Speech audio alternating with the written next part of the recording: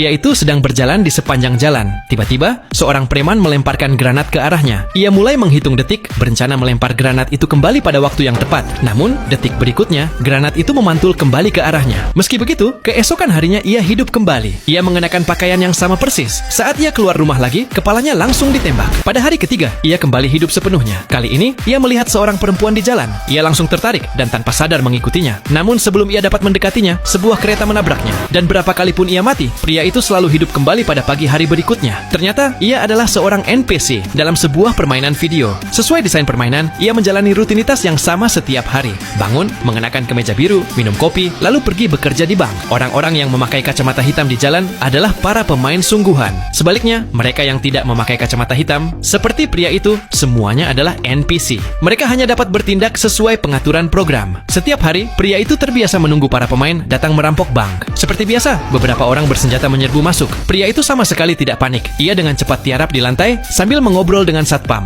Lalu ia mendongak dan kembali melihat perempuan itu. Satpam memperingatkannya agar tidak memancing masalah dengan para pemain berkacamata hitam. Tetapi pria itu tidak ingin melewatkan kesempatan tersebut. Ia pun menyusun sebuah rencana. Ia mencoba merebut kacamata hitam dari salah satu perampok. Tetapi ia langsung dikalahkan. Saat melihat perempuan itu hendak pergi, ia segera bangkit dan melawan. Dalam perkelahiannya dengan sang perampok, ia tidak sengaja menarik pelatuk dan menembak mati perampok itu. Ketika ia mengenakan kacamata hitam tersebut, pemandangan di depannya langsung membuatnya terkejut. Tidak hanya bangunan-bangunan berubah, jalanan pun dipenuhi pesawat dan meriam. Saat itu, ia melihat sebuah kotak P3K di dekatnya. Tanpa ragu, ia menyentuhnya. Luka-lukanya pulih seketika. Tiba-tiba, seorang pemain jatuh tepat di depannya. Tumpukan uang muncul di atas tubuh pemain itu. Pria itu hanya melambaikan tangan, dan uang dalam permainan itu langsung masuk ke akunnya. Ia sangat gembira. Ia memutuskan menyeberangi rel kereta untuk mencari perempuan itu. Pada saat yang sama, sebuah mobil polisi muncul di belakangnya. Rupanya, perusahaan game menerima keluhan dari para pemain. Mereka mengatakan ada NPC yang melanggar aturan dan merusak pengalaman bermain.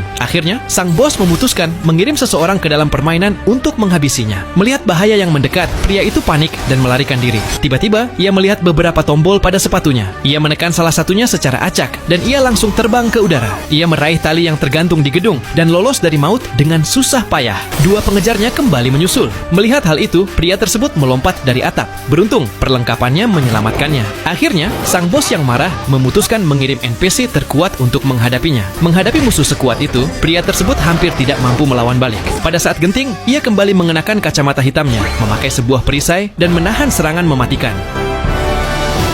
What the shit? Di balik perisai itu, sebuah tinju hijau raksasa muncul. NPC itu terpental dan langsung kalah.